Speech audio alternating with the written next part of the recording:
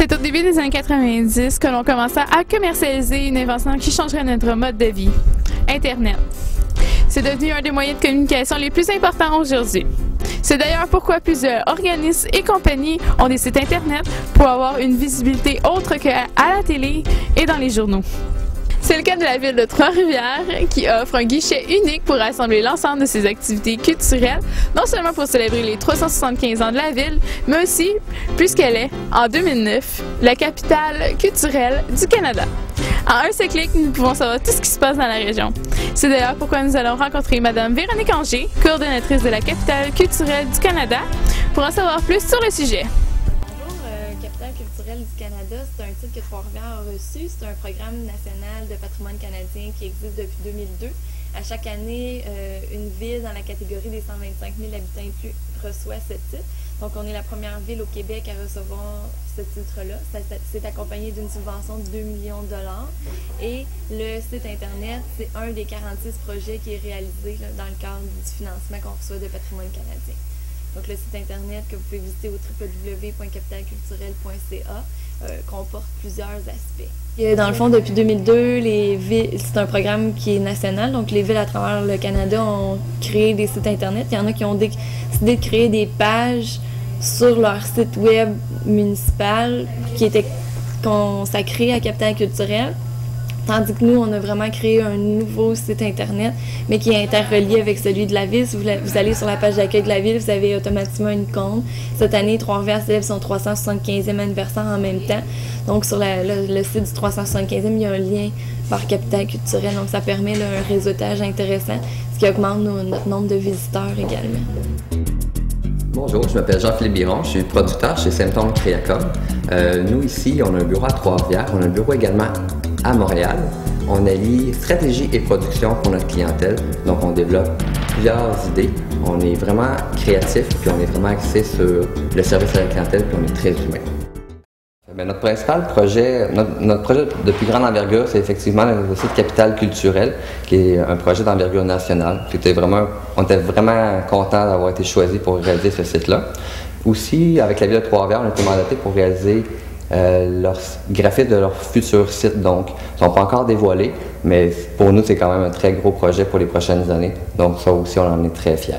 Bien, pour le site Capitale culturelle, on a eu un mandat avec la cliente de regrouper les différentes activités qui avaient lieu à Trois-Rivières pour l'année 2009 de Capitale culturelle, bien entendu.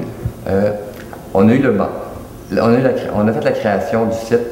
On avait carte blanche pour ça. On voulait avoir de quoi dynamique, de nouveau, de vivant. Puis on a décidé d'axer ça sur le vidéo, qui était quand même le principal véhicule du site. Ensuite de ça, on a voulu être un peu différent, sans être hyper révolutionnaire. On a tenté de présenter un site un peu unique, nouveau genre. Je pense que c'est quand même bien réussi. Oui, il est assez simple. Dans le menu de gauche, on retrouve les titres principaux. Puis par la suite, quand les gens cliquent dessus, ils ont un bref résumé là, de 2 lignes qui permet de voir si c'est vraiment une activité qui les intéresse. Et s'ils veulent plus de détails, ils peuvent ensuite cliquer sur le résumé ou sur la photo, ce qui leur donne un accès rapide à de l'information. Et par la suite, si jamais il y a un site Internet qui est existant pour l'événement, il y a un lien en bas de page qui permet d'aller encore plus de détails sur le site réel de l'organisation qui présente l'activité dans le cadre de Capitale culturelle. Que ce soit au niveau culturel ou dans tout autre, c'est important de réunir les informations parce que les gens veulent retrouver sous la main l'ensemble des informations. D'avoir, si on passe un guide horaire, on prend un TV Hebdo, on prend un autre truc pour avoir notre grille horaire. Non, il faut avoir tout sous la même main. Donc l'idée des portails, des portails Internet, moi je trouve ça super intéressant. Le gouvernement l'a compris il y a une douzaine d'années en ayant leur portail régional ou même le portail le .gouv.qc.ca où il regroupe tous les services, toutes les adresses, toutes les coordonnées.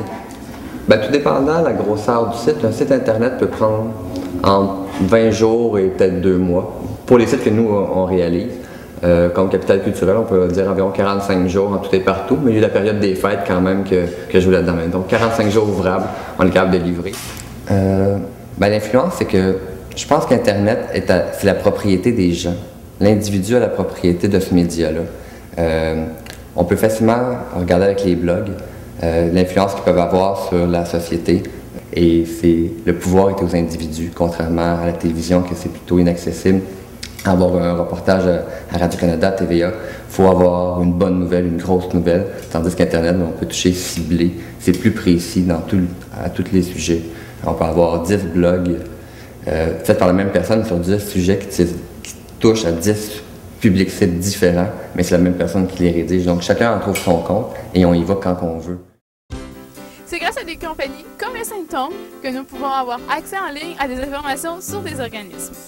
Le site de la capitale culturelle du Canada nous laisse croire que la culture est toujours aussi imprégnée dans la ville de Trois-Rivières.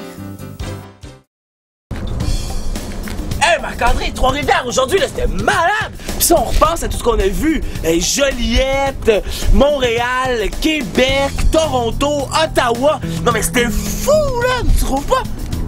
Non, Marc-André, est-ce que tu m'écoutes quand je te parle? Excuse-moi, Pierre-Luc, je suis vraiment captivé par la lecture que je suis en train de faire. C'est un dépliant de la compagnie Symptômes, c'est vraiment intéressant. C'est une belle découverte que j'ai faite avec Claudie aujourd'hui. Mais il y a un mot que je comprends pas dans la lecture que j'effectue. Tu sais quoi, toi, la culture populaire? Ben, la culture populaire, dans le fond, c'est ce qui rallie un peuple, une société, une communauté. C'est un sentiment d'appartenance. C'est quelque chose qui démontre... Ça peut être des valeurs, des traditions, l'histoire, l'architecture, des choses de ce genre-là. Essaye de me donner un exemple, mettons, de culture populaire québécoise. Ben, est-ce que Passe-Partout en serait un? Passe-Partout serait vraiment un bon exemple. T'sais, il touchait un peu à tout ça, puis ça fait partie maintenant de notre histoire puis de notre culture. Dans le fond, il y en a plein d'autres aussi. On peut parler de films, de téléséries, de téléséries plus actuelles, mettons, comme Virginie. Dans le fond, la culture populaire, ça groupe tout ce qui représente une communauté sur le plan culturel. T'as tout compris, Marc-André. Et pour en savoir un peu plus, on peut aller écouter la chronique que j'ai faite avec Guy Coutu, l'archiviste des collections du Musée québécois de la culture populaire, ici à Trois-Rivières.